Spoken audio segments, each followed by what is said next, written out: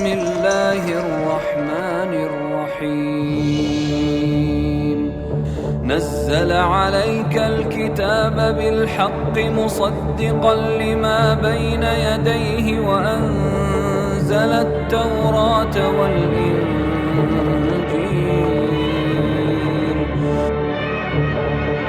السلام عليكم ورحمة الله وبركاته.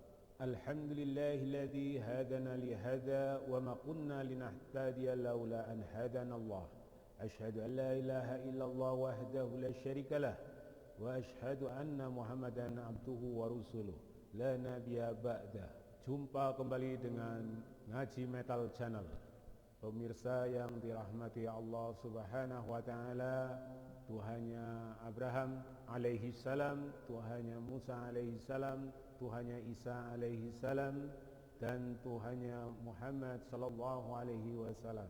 Kali ini kita akan membahas nubuatan Nabi Muhammad yang tercantum pada Ulangan 18. Jadi seperti biasanya kita akan mengulas lebih detail tentang Ulangan 18.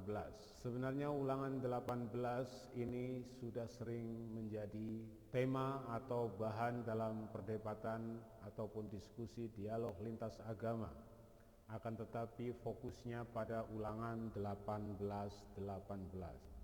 Nah, untuk kali ini kita akan mengulas Ulangan 18 yang lebih kronologis, di mana di dalam Ulangan 18 ini sebenarnya menggambarkan sebuah peristiwa yang nanti akan terjadi ke depan.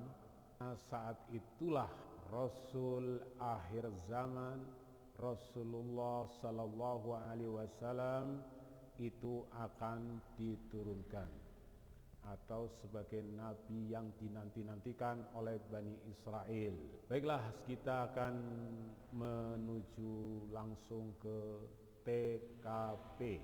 Pada Ulangan 18 ayat 1 sampai ayat 5 itu menceritakan atau menggambarkan akan tugas keimaman dari orang-orang Lewi. Dari suku Lewi ini kemudian menurunkan Harun dan kewajiban-kewajibannya sebagai imam di kalangan Bani Israel. Jadi ayat 1 sampai ayat 5 itu adalah sebuah hukum yang menetapkan tugas keimaman seorang Lewi atau Aronite, keturunan Harun. Kemudian kita masuk pada ayat 18:6.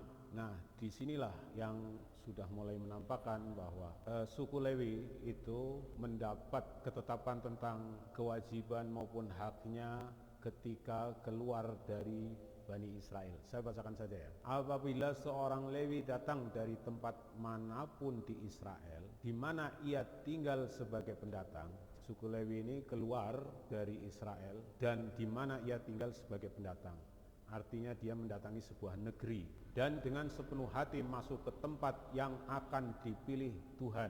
Maka suku Lewi ini pun memiliki atau mendapatkan ketetapan-ketetapan untuk memimpin dalam berbagai kebaktian selaku imam-imam. Kemudian pada ayat 18:9 jelas, apabila engkau sudah masuk ke negeri yang diberikan kepadamu oleh Tuhan, oleh Allah, maka janganlah engkau belajar berlaku sesuai dengan kekejian yang dilakukan bangsa-bangsa itu. Jadi satu tadi yang harus kita garis bawahi, bahwa imam-imam Lewi ini keluar dari Bani Israel atau keluar dari wilayah Israel, kemudian masuk ke negeri yang diberikan oleh Tuhan untuk kemudian mereka membangun satu komunitas. Berikutnya pada Ulangan 18:10, di antaramu janganlah didapati seorang pun yang mempersembahkan anaknya laki-laki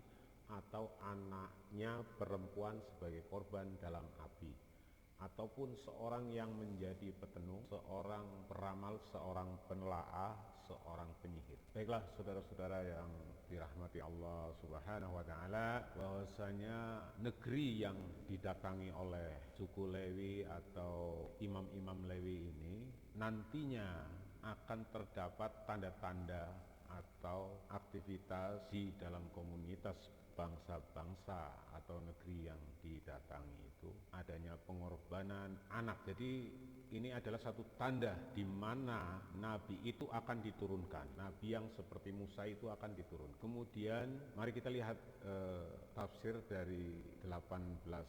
Dalam Wycliffe ternyata tidak menggambarkan negeri yang dimaksud, akan tetapi ada di sini. Ini hanya kekejiannya saja, kekejian yang tidak dikehendaki oleh Allah itu digambarkan, atau akan tetapi tidak disebutkan di mana tempatnya begitu. Tempat yang pastinya digaris bawahi bahwa itu adalah satu negeri yang di luar wilayah Israel karena disebutkan adanya bangsa-bangsa. Sedangkan pada tafsir Fulay demikian, bahwa di sini dikatakan bahwa ayat-ayat ini menyebutkan berbagai kegiatan okultisme yang umum dipakai dalam agama bangsa-bangsa Kanaan. Jelas bahwa artinya tidak mungkin bahwa Lewi ini akan mendatangi bangsa Kanaan. Ini sebuah gambaran umum dari semua itu. Jadi bukan berarti negeri yang dimaksud adalah Kanaan.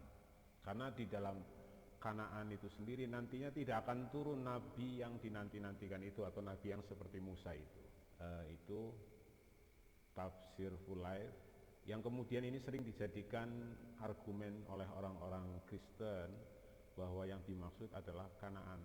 Akan tetapi tidak melihat bahwa ini satu rangkaian dengan ciri negeri di mana nabi yang seperti Musa itu akan datang. Oke, yaitu kembali lagi bahwasanya penekanan. Nah, ini penekanan kembali. Sebab bangsa-bangsa yang daerahnya akan kau duduki ini mendengarkan kepada peramal atau petenung, tetapi engkau ini tidak diizinkan Tuhan Allahmu melakukan yang demikian. Pada ayat 18-14. Nah, kemudian masuklah ayat 15. Jadi ayat 15 ini tidak berdiri sendiri. Tentunya namanya ini kan sebuah kronologis. Dari ayat 15 inilah baru ada penekanan. Seorang nabi dari tengah-tengahmu, ya, dari tengah-tengahmu. Tengah-tengahmu itu di bangsa-bangsa atau di daerah yang diduduki itu. Dari antara saudara-saudaramu sama seperti aku akan dibangkitkan bagimu oleh Tuhan Allahmu. Dialah yang harus kamu dengarkan. Ini biasanya mempermasalahkan saudara-saudaramu. Ada sebuah pernyataan bahwa nabi yang seperti Musa itu sudah tidak akan turun lagi di Bani Israel. Pernyataan tersebut tertulis pada Ulangan 34:10 sampai dengan 12. Saya bacakan. Seperti Musa yang telah dikenal Tuhan dengan berhadapan muka, tidak ada lagi nabi yang bangkit di antara orang Israel. Dalam hal segala tanda dan mukjizat yang dilakukannya atas perintah Tuhan di tanah Mesir terhadap Fir'aun dan terhadap semua pegawainya dan seluruh negerinya. Dan dalam hal segala perbuatan kekuasaannya dan segala kedahsyatan yang besar yang dilakukan Musa di depan seluruh orang Israel. Jadi jelas bahwa setelah Musa tidak ada lagi nabi yang seperti dirinya di kalangan Bani Israel. Sementara Yesus itu adalah keturunan Israel. Jadi ini hal yang sangat kontradiktif dengan apa yang tertulis dalam Ulangan 34:10 hingga 12. Baiklah, ayat berikutnya Ulangan 18:16. Tepat seperti yang kamu minta dahulu kepada Tuhan Allahmu di Gunung Horeb, pada hari berkumpul dengan berkata, tidak mau aku mendengar lagi suara Tuhan Allahku, dan api yang besar ini tidak mau aku melihat lagi, supaya jangan aku mati. Lalu berkatalah Tuhan kepadaku, apa yang dikatakan mereka itu benar. Ini tentang Horeb, bahwasanya peristiwa itu tidak ingin mereka lihat lagi, tidak mau mendengar lagi. Dalam artian terjadi pengulangan atau tekanan, ancaman hukuman, karena di sana pada peristiwa Gunung Horeb, yaitu Allah memperingatkan Bani Israel itu untuk takwa atau takut akan hukum-hukum Allah, dan mereka berjanji akan mematuhinya. Mereka Bani Israel ini tidak ingin mendapat teguran yang sama ketika pada peristiwa Gunung Horeb. Itu tercantum di Ulangan 4:10, yakni hari itu ketika engkau berdiri di hadapan Tuhan Allahmu di Horeb, waktu Tuhan berfirman kepadaku, suruhlah bangsa itu berkumpul kepadaku, maka aku akan memberi mereka mendengar segala perkataanku, sehingga mereka takut kepadaku selama mereka hidup di muka bumi, dan mengajarkan demikian kepada anak-anak mereka. Lalu kamu mendekatkan dan berdiri di kaki gunung itu, sedang gunung itu menyala sampai ke pusar langit dalam gelap gulita awan dan kegelapan. Lalu berfirmanlah Tuhan kepadamu dari tengah-tengah api, suatu kata-kata kamu dengar, tetapi suatu rupa tidak kamu lihat, hanya ada suara. Dan ia memberitahukan kepadamu perjanjian yang diperintahkannya kepadamu untuk dilakukan, yakni ke-10 firman, dan ia menuliskannya pada 2 loh batu.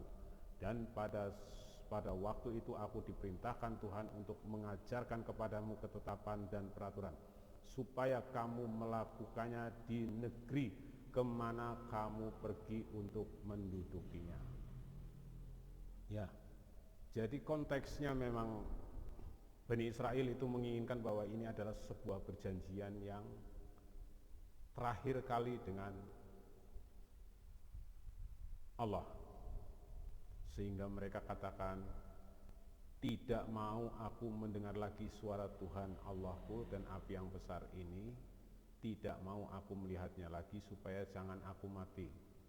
Artinya apabila Allah akan mengulangi perintah yang sama, karena tekad Bani Israel itulah yang tidak ingin melihat kembali peristiwa Gunung Horeb, maka Allah menubuatkannya bahwa nabi yang seperti Musa itu akan datang pada bangsa-bangsa lain di kalangan saudaramu.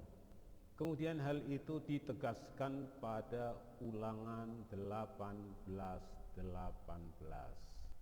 Seorang nabi akan kubangkitkan bagi mereka dari antara saudara mereka.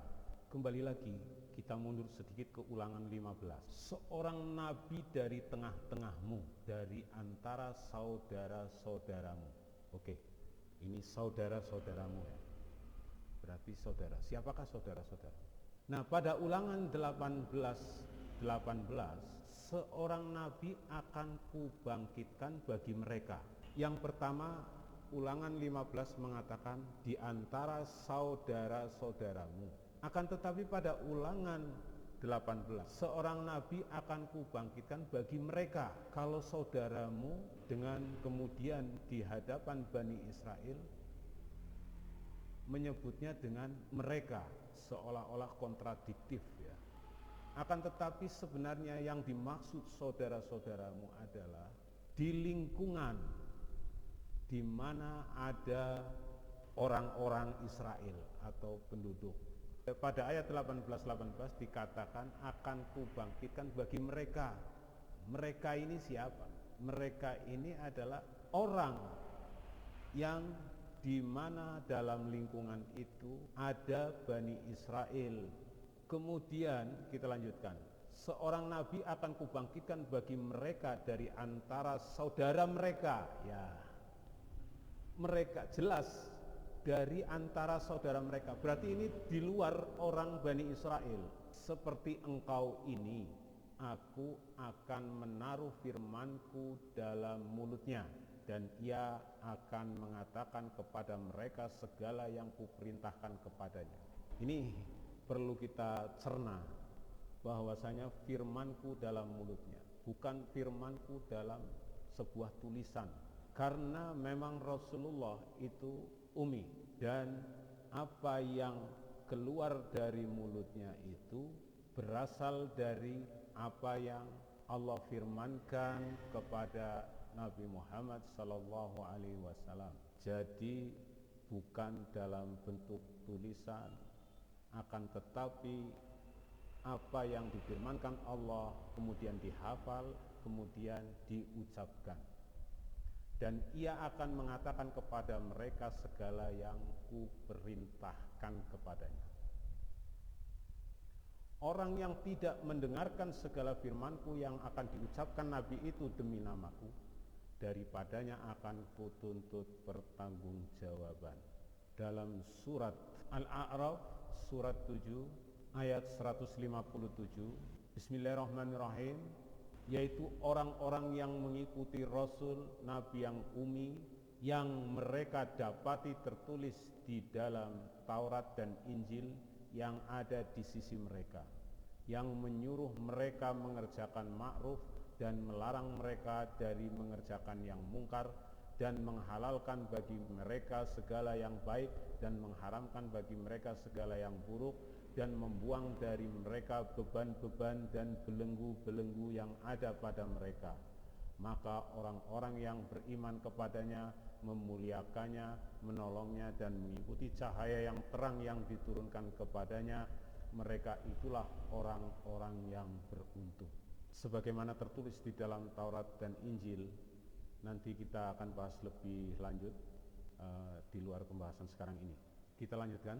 Tetapi seorang nabi yang terlalu berani untuk mengucapkan demi namaku perkataan yang tidak kuperintahkan untuk dikatakan olehnya, atau yang berkata demi nama Allah lain, nabi itu harus mati. Pada Ulangan 18:19. Baiklah, bahwa Rasulullah sallallahu alaihi wasallam mengajarkan kepada kita semua manusia itu untuk selalu membaca basmalah dengan menyebut nama Allah yang Maha Pengasih lagi Maha Penyayang di dalam setiap mengawali pembacaan ayat-ayat suci Al-Quran, bahwasanya sangat sesuai dengan apa yang tercantum pada Ulangan 18:19. Jika sekiranya kamu berkata dalam hatimu, bagaimana kami mengetahui perkataan yang tidak difirmankan Tuhan. Jadi seandainya ada sebuah pertanyaan, seperti apakah cirinya? Seperti apakah sehingga kita mengetahui bahwa apa yang diucapkan Nabi itu adalah tidak benar? Itu kira-kira untuk memahaminya begitu pada ayat 18:21. Maka Allah menegaskan, apabila seorang nabi berkata demi nama Tuhan dan perkataannya itu tidak terjadi dan tidak sampai, maka itulah perkataan yang tidak difirmankan Tuhan. Dengan terlalu berani nabi itu telah mengatakannya, maka janganlah kamu gentar kepadanya. Jadi itu cirinya tadi, bahwa apabila nabi tersebut berkata dengan nama Tuhan dan perkataannya itu tidak terjadi dan tidak sampai, maka nabi itu adalah nabi palsu. Dengan terlalu berani nabi itu telah mengatakannya, maka janganlah kamu gentar. Jadi jangan takut untuk dibunuh.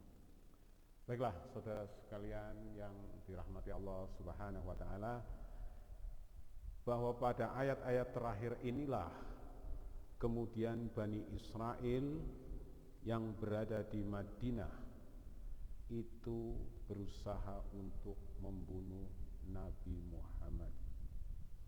Sungguhnya mereka tahu bahwasanya Nabi Muhammad ini adalah nabi yang dijanjikan itu berdasarkan Ulangan 18:15 dan 18:18.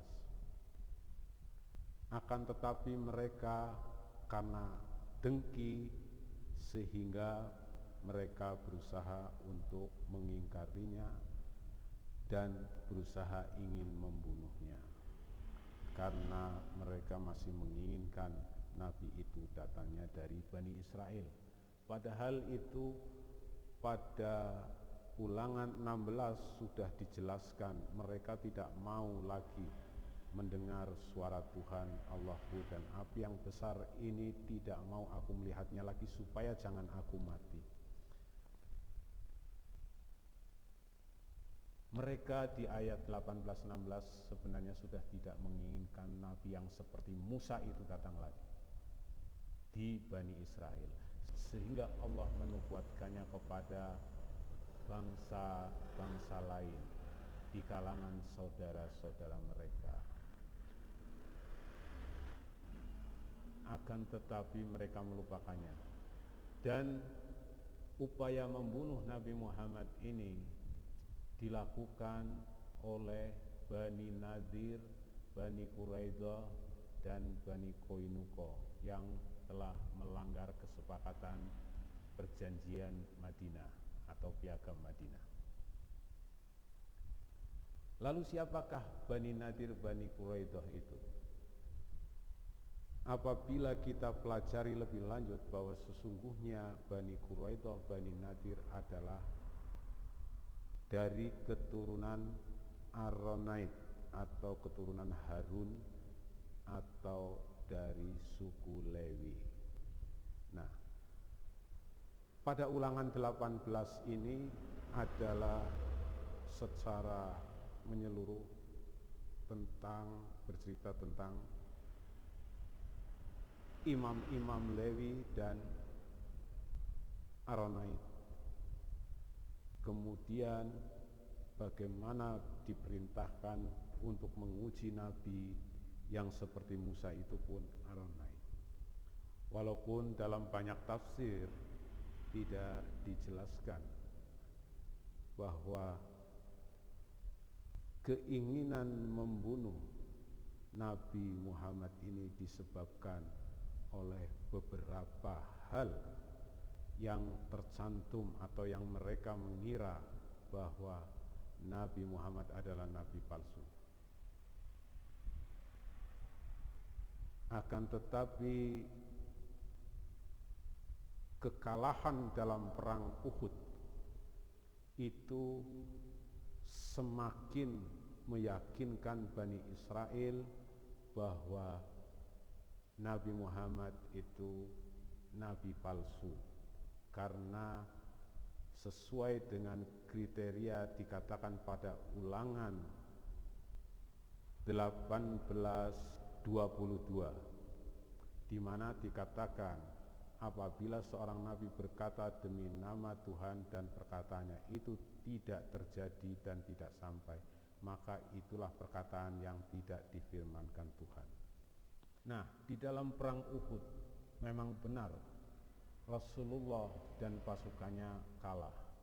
Akan tetapi bahwasanya kekalahan Rasulullah dalam perang Uhud itu bukanlah Rasulullah masuk dalam kriteria 18:22, di mana apabila seorang nabi berkata demi nama Tuhan dan perkataannya itu tidak terjadi dan tidak sampai. Kekalahan perang Uhud ini meningkatkan keyakinan bahwa Nabi Muhammad menurut Bani Nadir, Bani Quraidah itu telah memenuhi syarat kriteria pada Ulangan 18:22, sehingga Bani Nadir dan Bani Quraidah itu merencanakan pengkhianatan perjanjian Madinah dengan berupaya membunuh Nabi Muhammad SAW. Dan puncaknya hal tersebut dilakukan pada perang Khandaq Jadi kemudian bahwa dalam perang Khandaq tersebut ternyata apa yang dilakukan, direncanakan oleh Bani Nadir dan Bani Quraidah itu mengalami kegagalan. Kriteria pada ulangan 1822 itu tidak terpenuhi. Nah, kemudian upaya membunuh Rasulullah terjadi kembali pada perang Khaybar dengan menggunakan racun. Dan orang-orang di luar Muslim, terutama Kristen, selalu menghembuskan bahwasanya Nabi Muhammad mati diracun. Yang lucunya menyandarkan sebuah hadis di mana ketika Rasulullah menghadapi kematiannya berkata kepada Aisyah radhiyallahu an bahwasanya sakitnya sakaratul maut itu seperti sakitnya racun Khaybar. Bani Kulub ini tidak memahami kata seperti, akan tetapi ditelan mentah-mentah sebagai kemenangan mereka yang menfitnah Rasulullah sebagai nabi palsu sehingga mati diracun. Nah, inilah. Jadi umat Islam, kita semua harus waspada akan fitnah-fitnah yang dilontarkan oleh Bani Kulub tentang Rasulullah SAW, terutama tentang racun Khaybar yang berjarak kurang lebih 4 tahun antara peristiwa Khaybar dan meninggalnya Rasulullah SAW. Sementara kita lihat dalam berbagai peristiwa bahwa racun itu bereaksi sangat cepat.